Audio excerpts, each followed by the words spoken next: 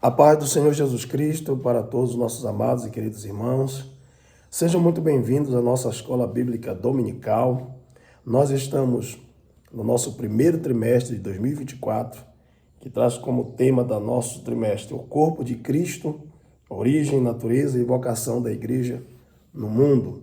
Estamos falando um pouquinho sobre eclesiologia e vamos dar continuidade às nossas lições bíblicas desse trimestre. Nós estamos já na nossa lição de número 7, que traz como tema o ministério da igreja. E essa lição, meus amados, será dada em todas as nossas igrejas, Assembleia de Deus Missão Pentecostal, espalhada em todo o nosso Brasil e no mundo, sempre às 8 horas da manhã ou 8h30, começando a nossa escola bíblica para todos aqueles que desejarem aprender a palavra do Senhor.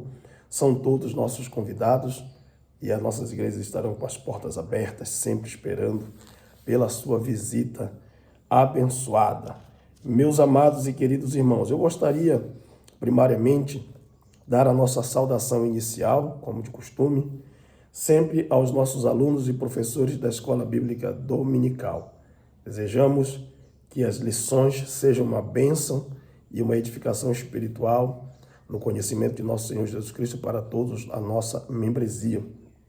Queremos também mandar um abraço muito especial para o nosso pastor Nilson, aí na cidade de Oriximiná, no estado do Pará. Ele que está pastoreando uma de nossas igrejas, Assembleia de Deus Missão Pentecostal, e fazendo a obra do Mestre. Que Deus abençoe, pastor Nilson, sua vida, seu ministério, sua família, sejam grandemente abençoados. Quero também mandar o meu abraço ao pastor Robson Henrique, também aí desse lado oeste do Pará, ele que está aí na cidade de São Jorge, Belterra. Um grande abraço, meu pastor, que Deus lhe abençoe. Também quero mandar um grande abraço ao pastor Rosinaldo, juntamente com a missionária Ana, que estão na cidade de Óbidos, no Pará. Quero mandar o nosso abraço aos campos aqui do estado do Amapá, abraçar o nosso pastor Giovano, que juntamente com a missionária Rita estão trabalhando aí na cidade de Porto Grande. O meu abraço a todos os nossos irmãos aí na cidade de Porto Grande. Que Deus vos abençoe grandemente. Também vai o meu grande abraço ao nosso pastor Elias Aranha, este homem de Deus que está pastoreando uma das nossas igrejas aí na cidade de Pedra Branca do Amapari. Meu grande abraço, pastor Elias Aranha e missionária Maria Aranha.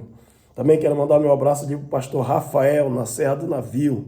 Que Deus abençoe, meu pastor, a sua vida e a sua esposa e todo o rebanho do Senhor que está aí na Serra.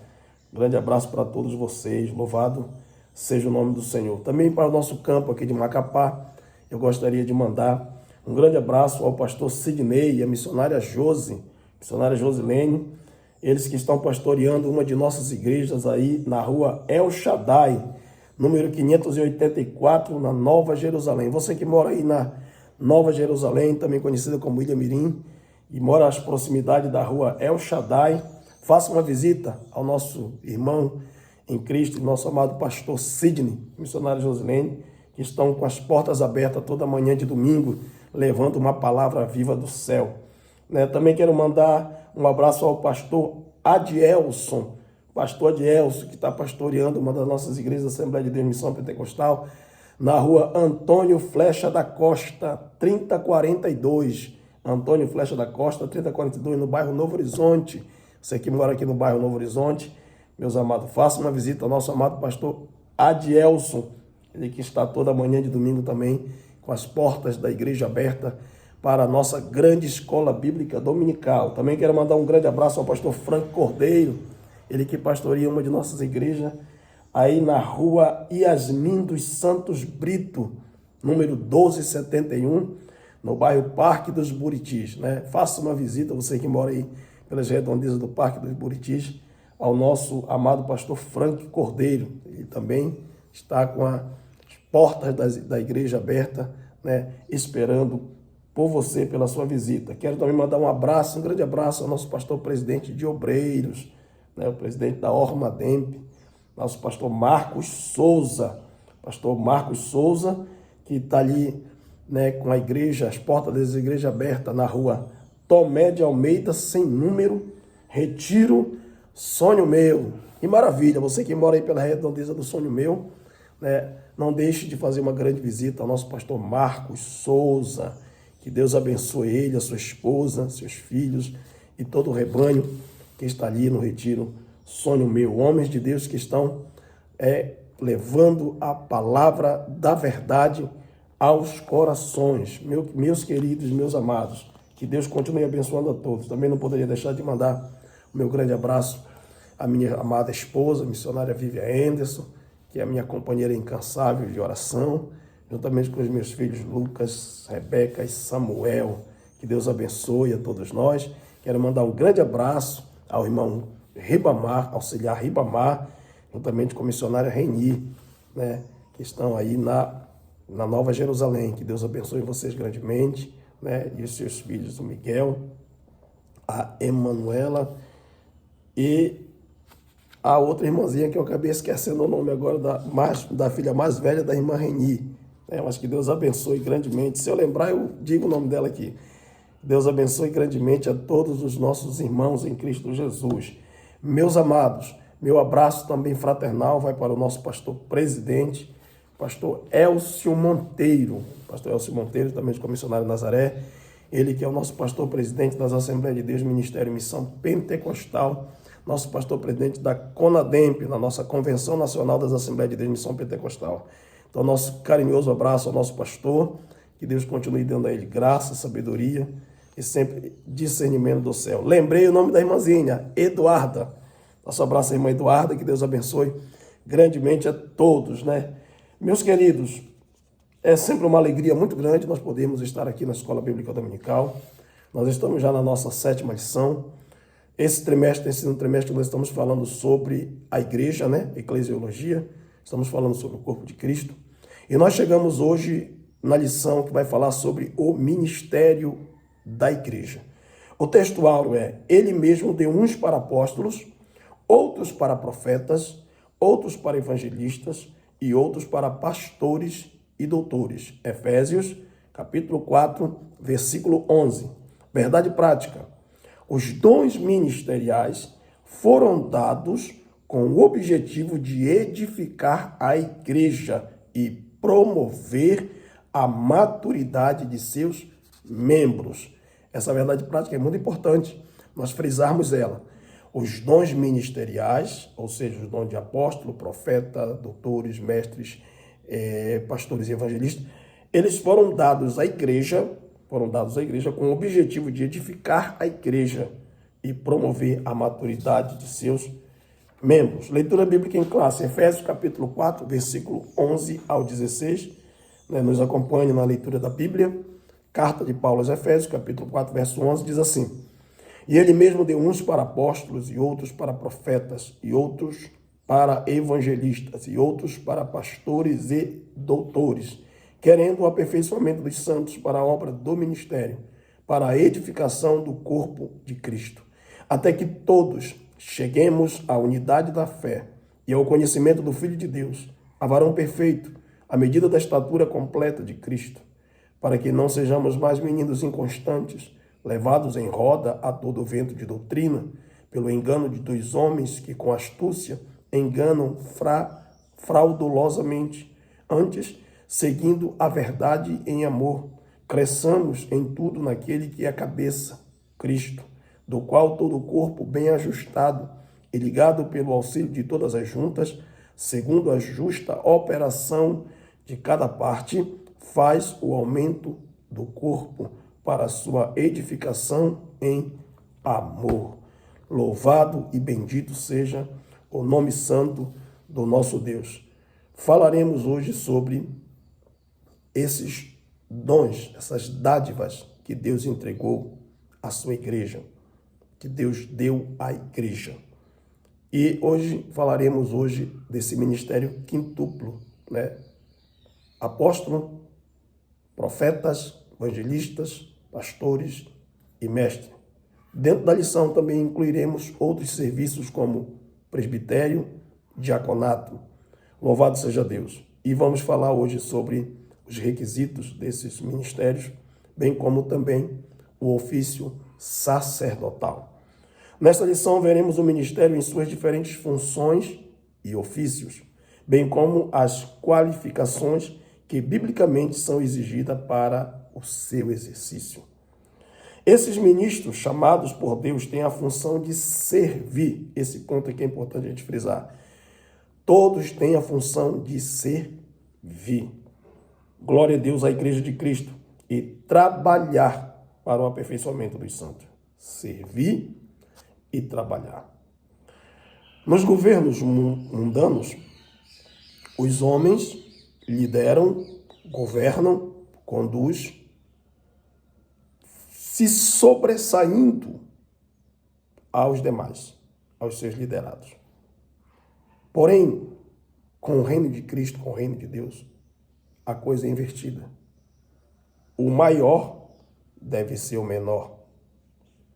E aquele em quem deseja um cargo, um título alto, deve ser o serviçal de todos, né? Então nós vemos aqui o Senhor Jesus já mostrando como é que funciona essas coisas na igreja e no seu reino de glória. Nós vemos isso aqui. A briga para ser o maior no reino dos céus é ser o menor na igreja, é ser o menor nas atividades ministeriais. E nós devemos lutar por isso, por ser o mais humilde, o mais simples, por ser o menor, por ser aquele que está sempre servindo.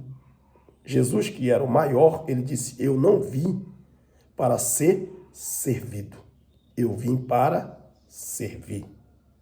Então nós já vamos perceber o quê? Ministério. Antes de eu entrar aqui no sacerdócio, deixa eu falar um pouquinho o que é ministério. O ministério, ela é uma atividade espiritual. Quando nós falamos de ministério da igreja, estamos falando de uma especialidade ou um serviço ou uma atividade espiritual. Dessa forma, ministério é um serviço. Então, todo ministro, ele nada mais é do que um serviçal. Ele é um servo, né?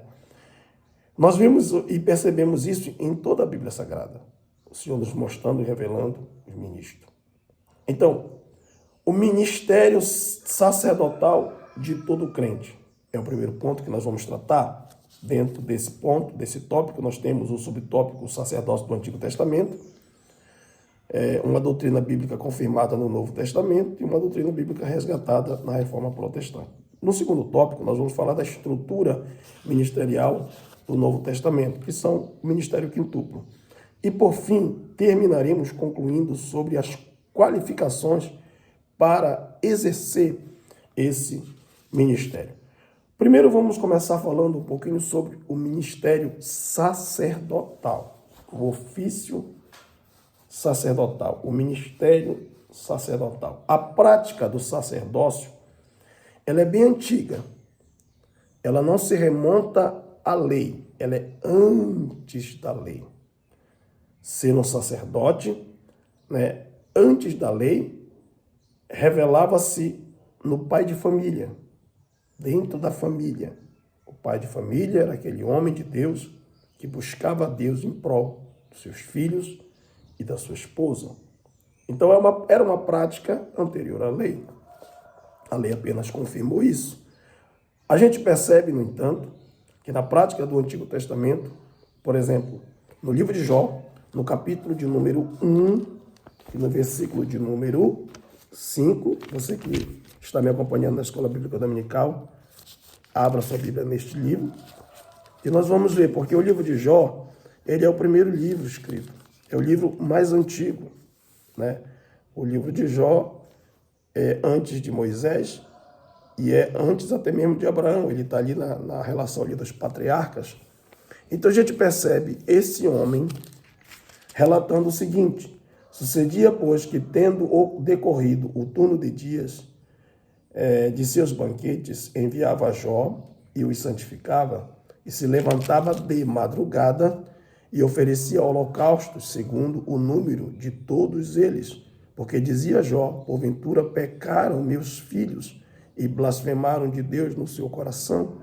Assim o fazia Jó continuamente. Era uma prática, né?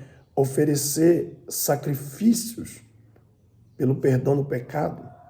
Né? Você percebe aqui que dentro desse texto está a palavra pecado, porque Jó dizia, meus filhos pecaram no coração, então eu vou lá e vou oferecer, vou interceder, vou clamar a Deus, vou pedir misericórdia de Deus em favor dos meus filhos. Ele estava exercendo um sacerdócio do seu lar, então essa é uma prática bem antiga, a gente vai percebendo isso no decorrer do Antigo Testamento. A lei veio e a lei trouxe como desejo do coração de Deus esse sacerdócio para toda a nação de Israel. Toda a nação de Israel. No projeto original de Deus, todo o povo de Deus é uma nação sacerdotal. E ele expôs isso no capítulo 19 de Êxodo. Abra sua Bíblia em Êxodo, no capítulo 19, e você vai ver ali o desejo de Deus, mostrando para nós, né, 19:6, como ele desejou isso para toda a nação de Israel. Diz assim, e vós me sereis reino sacerdotal, e vós me sereis reino sacerdotal e povo santo. Estas são as palavras que falarás aos filhos de Israel. Deus estava instruindo Moisés para que dissesse para o povo, quando Moisés subiu ao monte para buscar as tábuas da lei, né? E o Deus já estava dizendo, diga para eles que eles me serão um reino sacerdotal. Era a vontade de Deus, era o propósito de Deus. Porém, nesse mesmo episódio, nós vimos a nação de Israel adorando o bezerro de ouro, se prostrando diante daquela imagem. E Deus, então, restringe o que era para todos ser o reino sacerdotal, restringe a tribo de Levi. Você vai perceber que a tribo de Levi é a única que, quando Moisés desce do monte e os flagra naquele adultério, no adultério espiritual, mas naquela idolatria, o que Moisés vai dizer? Moisés vai dizer quem é do Senhor. E qual é a única tribo que se chega a Moisés? É somente a tribo de Levi. As demais tribos não vêm, mas a tribo de Levi vem. Então ficou restrito à tribo de Levi. E o sumo sacerdócio aos filhos de Arão. Deus escolheu Arão. Deus separou Arão para esse trabalho, para esse ofício sacerdotal. Então o que a gente percebe aqui? A gente vê aqui o sacerdócio, né, sendo reduzido a uma tribo e o sumo sacerdócio reduzido a uma família. Mas o projeto original de Deus era o sacerdócio universal. Ele desejava que todo cristão, todo servo dele, fosse um verdadeiro sacerdote, porque a nação seria um sacerdócio para as outras nações. E assim Deus desejava que todos que servissem a ele fossem sacerdotes. Mas você percebe que o pecado, né, que o povo que passou a viver no pecado da idolatria não teve mais condições de voltar-se para Deus. Mas a tribo de Levi veio e Deus fez dessa tribo a sua tribo sacerdotal. É importante nós entender isso, que Deus vai chamar Arão dessa tribo e aí ele vai conceder, delegar, otorgar o sacerdócio, o sumo sacerdócio. O sacerdócio universal do crente, seguimos um modelo muito importante. A tribo de Arão, o sacerdócio de Arão vem da tribo de Levi. Agora, é importante nós entendermos uma coisa, que a vontade de Deus sempre foi fazer de todo cristão, de todo servo, um sacerdócio. Eu vou me ater bem nesse primeiro ponto para lhe explicar uma coisa importante. O sacerdócio de Arão veio da tribo de Levi, da ordem araônica, da ordem levítica. Então, essa tribo, essa função dessa tribo, ela durou até quando Jesus veio. Porque quando Jesus veio, ele não vem da tribo de Levi, ele vem da tribo de Judá. E ele vem para inaugurar uma nova lei e um novo sacerdócio. Quando eu falo lei, estou falando especificamente cerimonial. A Bíblia diz em Hebreus, capítulo 9 e o versículo 12, que mudando o sacerdócio, muda a lei. E ele está falando dentro de um contexto da lei cerimonial, irmãos. Lei cerimonial. Há uma mudança aqui. 9. Louvado seja Deus. 7:12. O texto correto é 7:12. Diz assim: porque mudando o seu sacerdócio, necessariamente se faz também mudança da lei. Então, Jesus ele não veio da ordem arônica, da tribo de Levi, ele é da tribo de Judá. E de que ordem veio Jesus? Ele veio da ordem de Melquisedeque. E Melquisedeque antecede Levi, antecede a tribo de Levi e a Arão. Então, qual é essa mudança que vai acontecer no sacerdócio? Como eu estou falando de cerimônia, da cerimônia religiosa de Israel, nós temos que entender o seguinte: como era que um sacerdote da tribo de Levi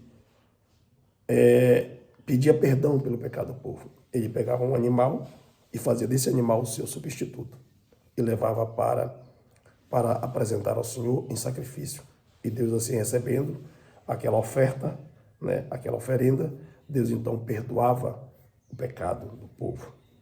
É muito importante os irmãos compreenderem isso aqui, porque no sacerdócio arônico da tribo de Levi, ele levava alguém para substituir. Era a forma dele oferecer a Deus sacrifício, era essa. Alguém o substituía. Porém, quando Jesus vem, ele inaugura um novo sacerdócio. E esse sacerdócio implica em dizer que ele passa a ser o próprio sacrifício. Ele se oferece a si mesmo. Perceba em Hebreus 11, 5, versículo 1 até o versículo 4, que diz assim: porque todo sumo sacerdote tomado dentre os homens é constituído a favor dos homens, nas coisas concernentes a Deus, para que ofereça dons e sacrifício pelos pecados, e possa compadecer-se eternamente dos ignorantes e errados, pois também ele mesmo está rodeado de fraqueza. E por essa causa deve ele, tanto pelo povo como também por si mesmo, fazer oferta pelos pecados. E ninguém toma para si essa honra, senão o que é chamado por Deus como Arão. Aqui nós vemos, dentro desse texto, o Senhor revelando para nós como era o Antigo Testamento, o Antigo Pacto, que o sacerdote oferecia sacrifícios de perdão pelos seus pecados e pelo do povo, né? Revelando as suas fraquezas e a fraqueza do povo. Mas ele trazia alguém para fazer essa substituição. É importante nós entender isso, porque quando chega no versículo de número 7, a Bíblia vai dizer assim: o qual nos dias da sua carne, ele está falando do sacerdócio de Cristo e do sacrifício que Jesus efetuou na cruz.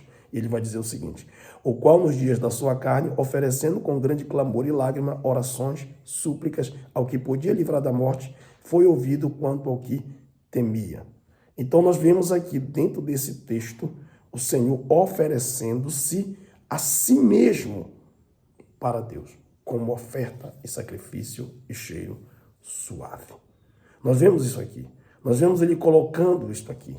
É muito importante nós entendermos que em Hebreus 7, 27, principalmente a parte C, ele vai dizer assim: que não necessitasse, como o sumo sacerdote, de oferecer cada dia sacrifício, primeiramente por seus próprios pecados e depois pelo do povo. Porque isso ele fez uma vez, oferecendo-se a si mesmo. Preste atenção nisso aqui. Esse é o ponto da mudança. Os sacerdotes, para oferecer pelo pecado do povo e por ele mesmo, ele tinha alguém para sacrificar e oferecer. No sacerdócio de Cristo, não. Ele não tem um cordeiro. Ele é o cordeiro de Deus que tira o pecado do mundo. Vocês estão entendendo? Ele é o próprio sacrifício. E ele vai para a cruz. Então, ele mesmo se oferece a si mesmo. E aqui está a mudança. Aqui está a mudança na lei cerimonial. Porque agora nós não temos um animal que a gente leva. Não. O Cordeiro de Deus já fez isso por nós. Ele é o nosso Cordeiro substituto. Agora, nós, como sacerdotes, segundo a ordem de Cristo, que é a ordem de Melquisedeque, nos oferecemos a nós mesmos. É por isso que o apóstolo Paulo vai dizer à igreja de Roma, no capítulo 12, que eles Oferecesse a Deus um sacrifício vivo, santo e agradável a Deus, que é o culto racional. Agora, nós nos apresentamos a Deus como sacrifício. Somos nós que devemos nos sacrificar. Somos nós que nos devemos apresentar diante de Deus com sacrifício de louvor, de adoração. Somos nós que temos que levar a mensagem e transportar aqueles que estão no reino das trevas para o reino da luz. A gente vai percebendo essa palavra que Deus nos mostra, que esse é o grande ponto, do sacrificar-se a si mesmo. E é aqui que a gente percebe uma coisa que a gente tem que ter, amado, determinação de um verdadeiro sacerdote, né? A gente tem que se esforçar por se sacrificar a si mesmo, né? Por que às vezes há muita dificuldade dentro da igreja? É porque o povo não quer sacrificar a si mesmo. O povo não quer sofrer. Tem um texto aqui de Hebreus, capítulo 12, que eu gostaria de compartilhar com você. Ele começa dizendo, olhando para Jesus, no versículo 2, né? Olhando para Jesus, o autor e consumador da sua fé, o qual, pelo gozo que estava proposto, suportou a cruz, desprezando a afronta, e assentou-se à destra do trono de Deus. No versículo 1, ele vai falar que a gente tem que se livrar do pecado que está de perto nos rodeia e dos embaraços. No versículo 2, ele vai falar de suportar, ele vai falar de suportar a cruz e desprezar afrontas. Jesus se sacrificou, por isso ele suportou, por isso ele desprezou as afrontas. As afrontas não fizeram do Senhor um homem colérico. Ele desprezava isso. Por quê? Porque ele estava se sacrificando. E se nós quisermos ter a mesma atitude, e o versículo de número 4, o escritor Hebreus vai chamar a nossa atenção, que ele vai dizer o seguinte: ainda não resististe até o sangue, combatendo contra o pecado. Ora, quando nós nos sacrificamos a nós mesmos, nós estamos combatendo contra o pecado. E o escritor está dizendo para os irmãos hebreus, vocês ainda não derramaram sangue, né? Ainda não combateram até o sangue. Viu? E uma afronta aqui, um desprezo ali, uma calúnia acolá, já te tira da presença de Deus. Já te transforma num homem iracundo, né? Já não tem mais a paciência de oferecer a Deus sacrifício, de lágrimas, de súplica, de oração. Não. Já para tudo. Você para com o teu sacerdócio. Uma outra coisa que nós precisamos ter uma atenção dobrada é aquilo que Tiago vai falar na sua carta.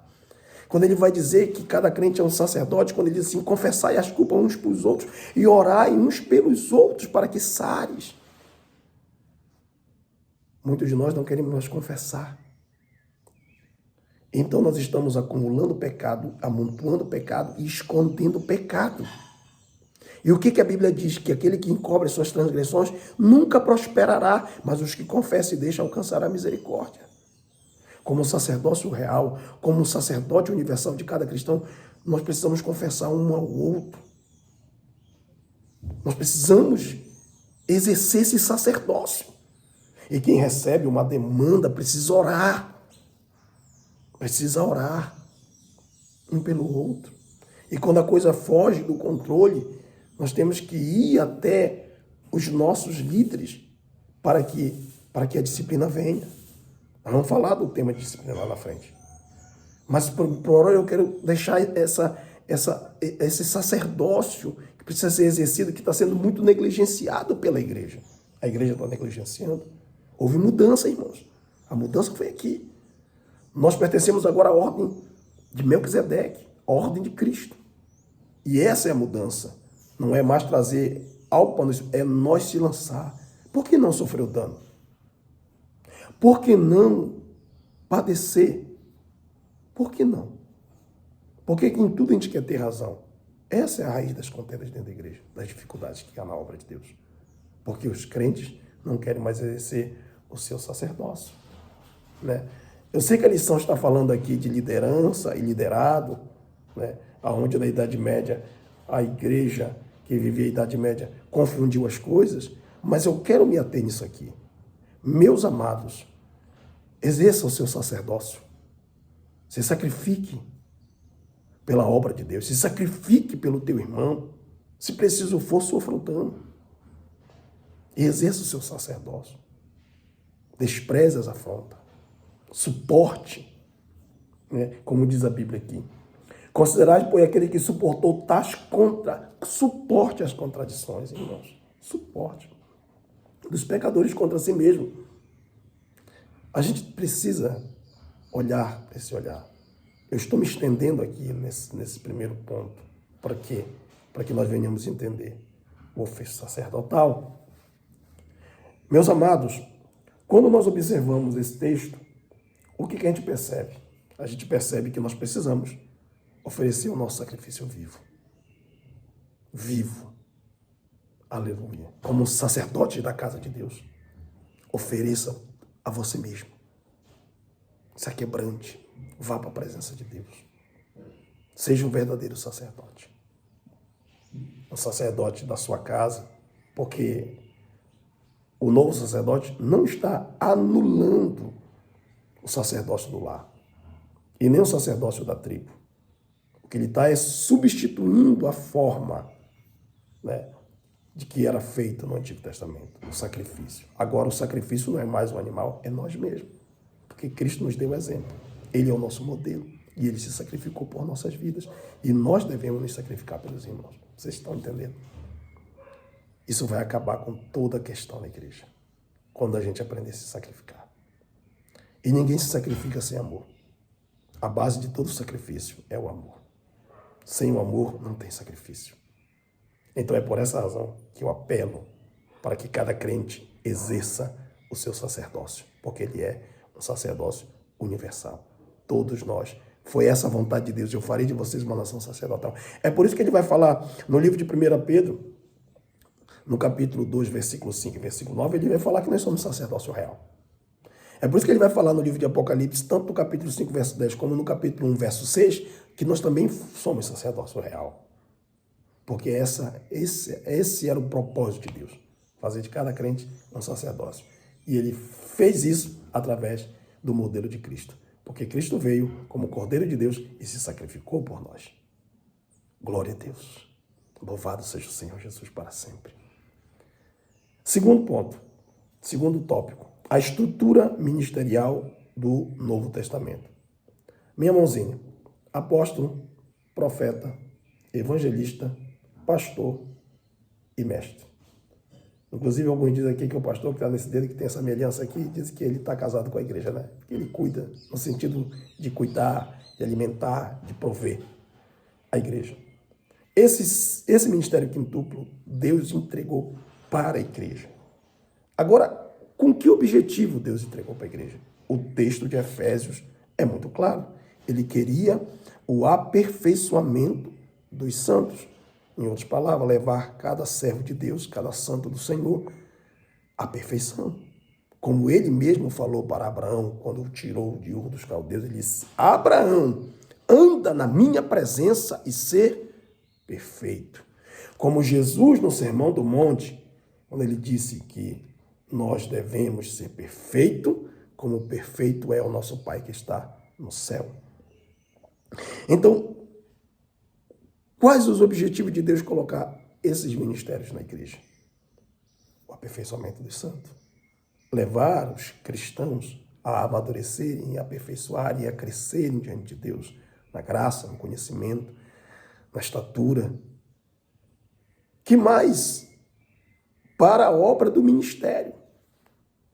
Esses ministérios são colocados dentro da igreja para levarem os cristãos à maturidade ministerial, para que eles prestem o serviço do ministério, para que eles sejam obreiro, que é um termo genérico para todos os trabalhadores e operários do Senhor, para que eles sejam obreiros da casa de Deus. Que mais? Para a edificação do corpo de Cristo. Isso fala de construção, crescimento, desenvolvimento. Que mais? Para que todos cheguemos a unidades da fé. Glória a Deus. A unidade da fé. É isso que Deus deseja. Que nós estejamos unidos em uma só fé. Ao conhecimento do Filho de Deus. Aqui fala do crescimento espiritual, intelectual. Conhecer a Deus. como Oséias, como o Espírito de Deus usou Oséias e falou para a nação de Israel: conheçamos e prossigamos em conhecer o Senhor, conhecer a Deus. Porque os mestres que trabalham no ensinamento da palavra, eles vão nos conceder a dádiva do ensino proveitoso das Escrituras. Eles vão esmiuçar para nós, né? Porque os mestres apelam para a razão, e nos trazem conhecimentos e aplicações práticas para as nossas vidas. Então, meus amados, nós vemos aqui o trabalhar de Deus até que todos, que o objetivo final de Deus é que todos tenhamos a medida da estatura de Cristo, estatura completa, diz o texto. Então, que todos chegamos à estatura completa de Cristo, para que a gente não seja mais enganado, igreja. Porque quando nós chegamos à maturidade e à estatura completa de Cristo, a gente já não é mais levado por qualquer tipo de vento. Não, a gente não é mais levado por roda de doutrina, vento de doutrina, pelo engano dos homens, que com astúcia enganam de forma fraudulosa. Não. Quando nós chegamos à estatura de Cristo, conhecendo a Cristo, chegando à medida da estatura completa dele, chegando à unidade da fé, ao conhecimento do Filho de Deus, a gente já não é mais ignorante, né? Porque os que são arrebatados, arrebanhados, né? Eles são meninos, são infantis na fé. Não tem conhecimento das Escrituras, porque os que têm não são levados por isso. Então, a gente percebe que dentro do ministério quintuple, que Deus coloca exatamente esses homens de Deus, esses ministérios, para que a igreja seja trabalhada, aperfeiçoada, edificada. Louvado seja Deus. E aqui nós temos a figura do apóstolo. Quem é um apóstolo? É o enviado. O apóstolo plantador de igreja, né? Que na palavra latina é o missionário. O apóstolo é aquele que foi enviado, uma missão específica, louvado seja Deus, para trabalhar para o Senhor, para fazer a obra e depois de pronta, colocar nas mãos do pastor e seguir para frente. Apóstolo é aquele que trabalha aonde Cristo não foi ainda pregado. Ele vai lá, ele vai desbravar, ele vai anunciar. Ele é o enviado para levar a palavra de Deus, né?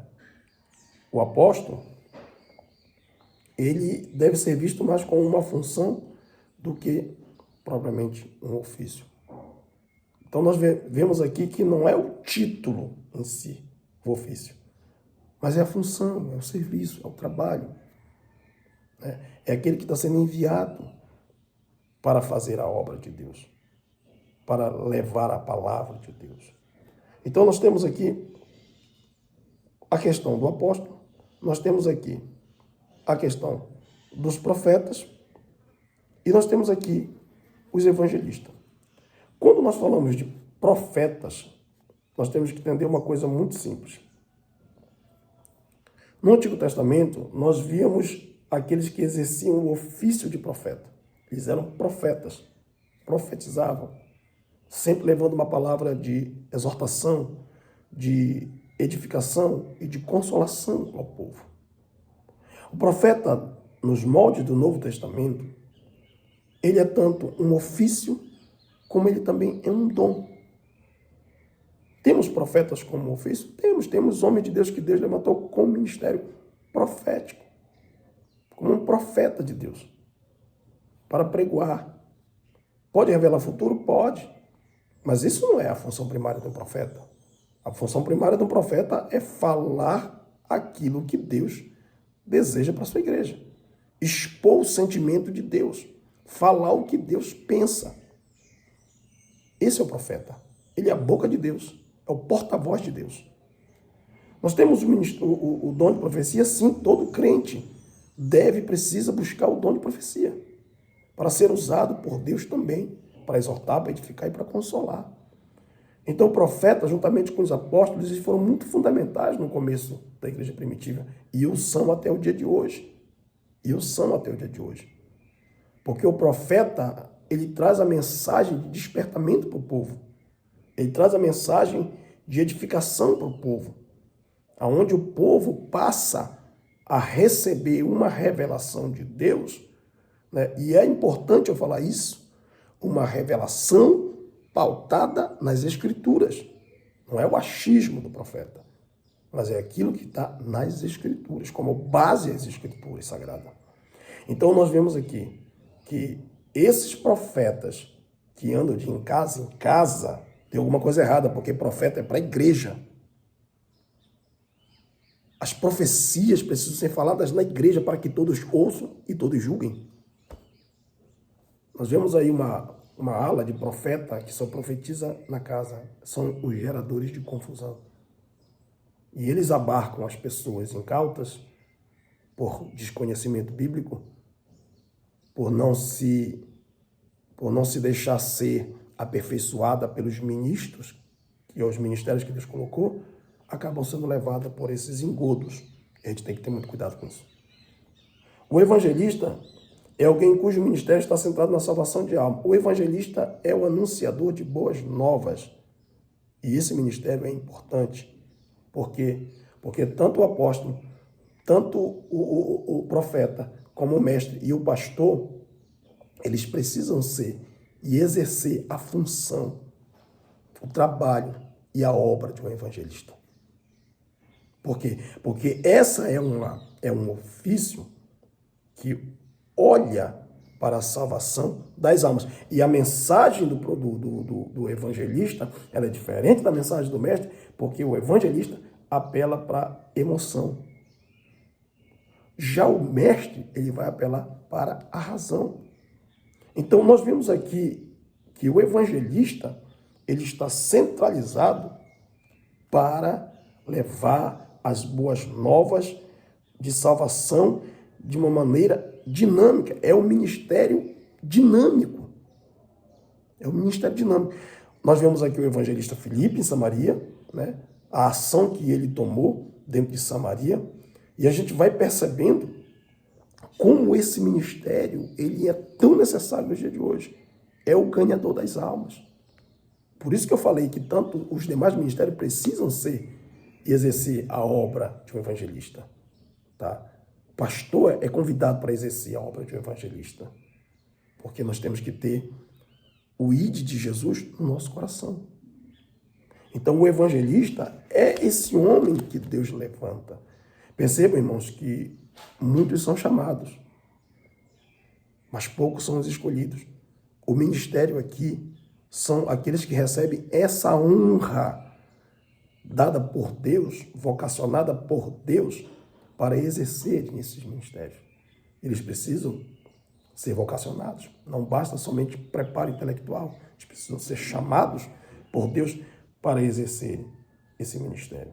Nós vemos aqui a figura do pastor e a figura do mestre. Nós vemos aqui o pastor para apacentar, como eu falei, ele alimenta, ele cuida e ele guarda o rebanho. Essa é a função tríplice do pastor. Ele precisa prover. Ele é o provedor. Ele não pode dar pasto seco para o seu rebanho, vai matar. Ele não pode levar o seu povo às águas turvas. Ele vai adoecer esse rebanho. Pastor, meu querido, exerça o seu ministério pastoral, servindo de exemplo para o teu rebanho. Não é pela força, não é pela violência, é pela ação do Espírito. Então exerça servindo de exemplo. O Senhor está na frente e o teu rebanho está vindo atrás. Como é o sacerdote? É o povo, pastor. Se você é fofoqueiro, o teu povo vai ser fofoqueiro. Se você é mentiroso, você vai ter um povo mentiroso. Se você é infiel, pastor, você vai ter um povo infiel. Cuidado, pastor. Cuidado. Ministro do altar. Mestre. O mestre é para ensinar, como eu falei, ele apela para a razão. Ele traz o conhecimento cristalino daquilo que está oculto nas Escrituras, ele traz a superfície. É aquele que vai garimpar, não que os outros não tenham que fazer isso, tem, mas esse aqui exclusivamente é aquele que vai garimpar e vai trazer a revelação das Escrituras, da palavra de Deus como ela é e a sua aplicação correta nas nossas vidas. Então essa é a função dos nossos pastores, dos nossos mestres, né? Como a igreja precisa de mestre na nossa atualidade, né? Porque os mestres de hoje não estão comprometidos com a palavra, mas não, eles estão comprometidos com a conta bancária, como dizia um certo pregador. Isso é uma verdade. Estão mais preocupados com o bolso do que de edificar a igreja de Cristo. E assim como os demais também, né? Tem muitos apóstolos da nossa atualidade que só é título, só é ofício, mas não tem obra nenhuma. Nunca foram enviados pelo Senhor, a maioria deles. Então nós vemos aqui o serviço do diaconato e o serviço do presbitério. Quando nós falamos de diáconos na igreja, nós estamos falando dos servidores da obra de Deus para o lado material, serviço social. Os diáconos da igreja foram instituídos exatamente com a finalidade de tratar desses assuntos. Então ele é dedicado a essa esfera dentro da igreja. Ele trabalha exatamente em prol de ver o ambiente propício para Deus manifestar a sua glória. Ele trabalha para isso. Ele trabalha nessa área. Já o presbitério, ele é o mais dado à palavra, à oração. Não que o diácono não seja, não que os demais não sejam, mas o presbítero, que é o mesmo ancião, que é o mesmo bispo, né? É a mesma função, eles têm o mesmo ofício. O presbítero, ele está colocado na igreja, ele foi levantado na igreja para presidirem as igrejas. Ele é o auxiliar direto do pastor, né? Ele é o auxiliar direto do pastor. E ele está ali exatamente para fazer esse serviço, essa função pastoral. Ele exerce também essa função pastoral. Então a gente percebe dentro das Escrituras Sagradas, esses homens de Deus, que Deus levanta para trabalhar no ensino, na palavra, para trabalhar, né, com o povo de Deus, a fim de que o povo de Deus tenha conhecimento, chegue à unidade da fé, chegue à estatura completa de Cristo. Esses são os objetivos, a edificação espiritual. Nós vemos aqui no terceiro e último ponto, quando nós vamos falar aqui das qualificações para o ministério, são os requisitos que o apóstolo Paulo pede para Timóteo, né? Requisitos para serem ordenados ao sagrado ministério. Nós devemos tomar muito cuidado com isso aqui. Porque não basta o homem ter uma inteligência, um determinado conhecimento. Para esses ministros aqui, eles precisam ser chamados pelo Senhor.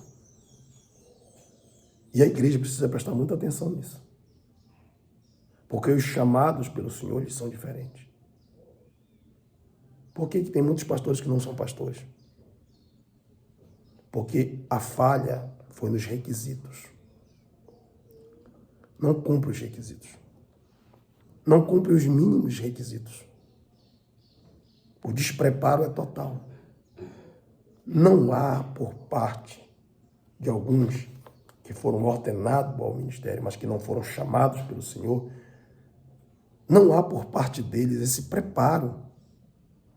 Outros são muito mal preparados e estão na frente de obra, fazendo o trabalho sofrer, porque não tem preparo para isso. São iracundos, são mentirosos, são infiéis e por aí vai. Por quê? Porque eles não têm o chamado, a vocação dada por Deus para aquilo. E a igreja precisa observar. E essa observação do chamado de Deus tem que ser feito antes da ordenação. Porque depois que está ordenado, não tem como tirar mais. Então, essa observação tem que ser feita pela igreja.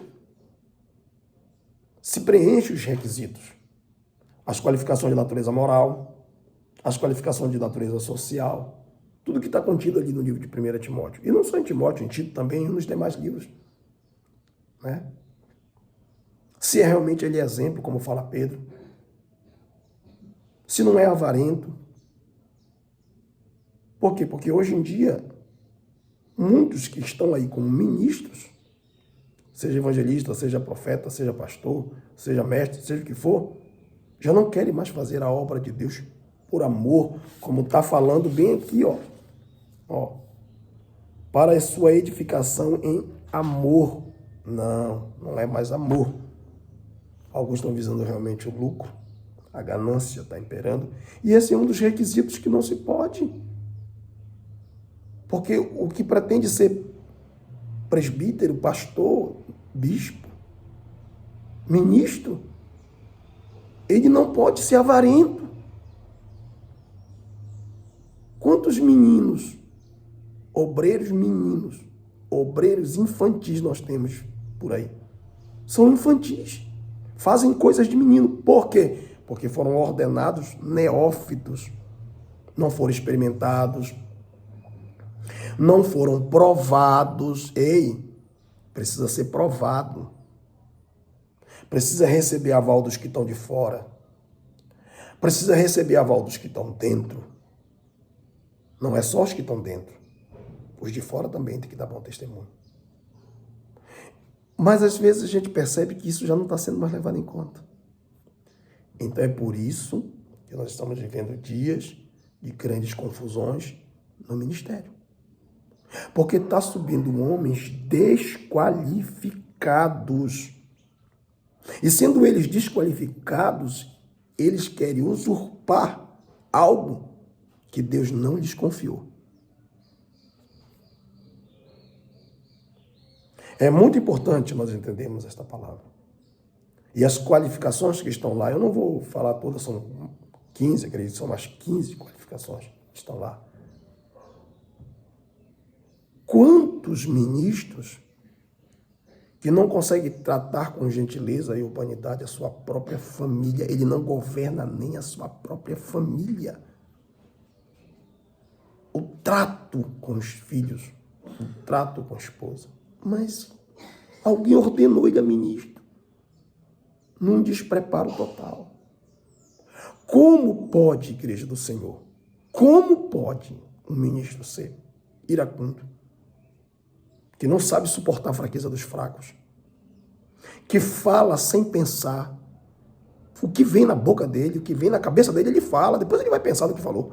Aí ele ofende, machuca, maltrata, bate. Ignorante, estúpido, arrogante, prepotente, soberbo. Homens dessa estirpe não era nunca, mas nunca para ser auxiliar de trabalho. Quanto mais um pastor, um presbítero, um evangelista. Mas a coisa chegou num nível tão grave.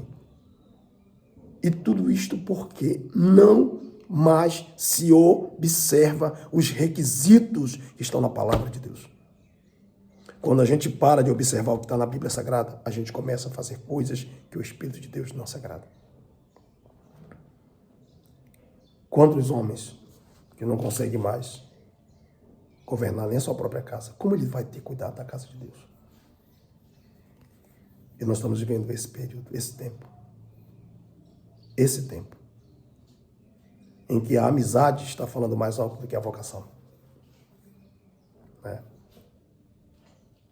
Cuidado. Um dia cada um de nós vai prestar conta de si mesmo a Deus. Aliás, falando do sacerdócio universal, está escrito que cada um de nós dará conta de si mesmo a Deus. Cada um de nós. Deus, ele quer que nós venhamos preencher os seus requisitos. Porque isso não está escrito na palavra de Deus à toa. Isso está lá para que o ministério observe e tenha um pouco mais de cuidado na escolha dos seus ministros. Para que a igreja observe e tenha um pouco mais de cuidado na ordenação dos seus ministros. Eu quero deixar essa palavra para todos nós. Que temos o devido cuidado com relação ao ministério. Quantos ministros que querem ser servidos? Não, já não pode mais carregar a cadeira, já não pode mais Porque ofende, para muitos é ofensa. Carregar a cadeira, carregar um banco. Né? Meu amado, nós fomos levantados como pastores para servir. Mas a maioria quer sentar e quer ser servido. Nós estamos vivendo essa inversão daquilo que Jesus ensinou. Isso acontece com o mundo. O mundo é assim. Mas nós não. Jesus disse para vocês, não. Para vocês o governo vai ser diferente. Quem quiser ser o maior, seja o menor. Nós precisamos atentar para aquilo que Cristo falou, irmãos. Porque o que vai acontecer com a igreja se continuarmos nesse desenfreio? Precisamos levantar homens vocacionados para a obra de Deus, para a obra do ministério. Precisamos. É urgente, é gritante isso na igreja. De quantos homens despreparados.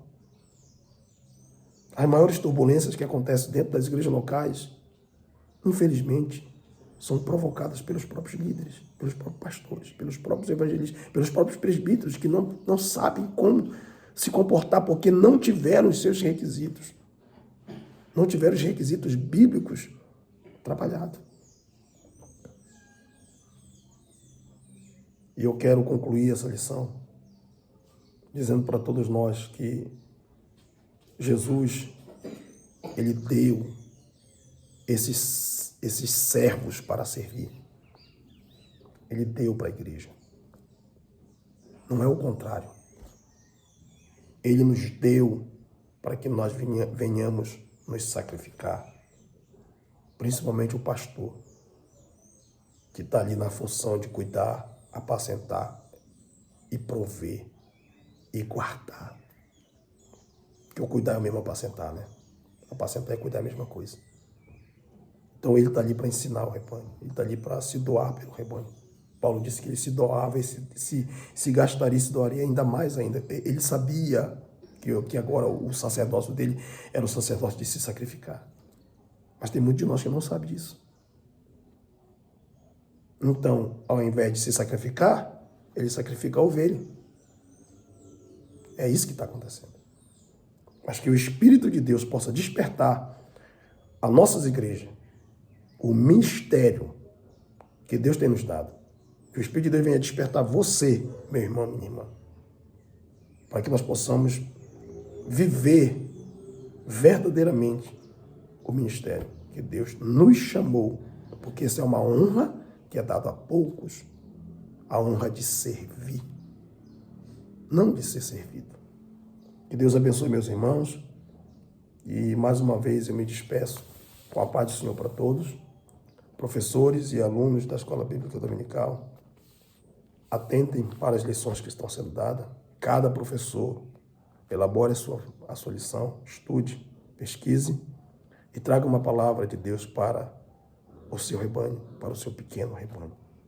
E que o Espírito de Deus possa te usar nesse domingo, porque essa lição será dada agora, domingo, no dia 18 de fevereiro, na manhã de domingo, possa te usar poderosamente para todos na igreja e que o nome de Cristo seja glorificado.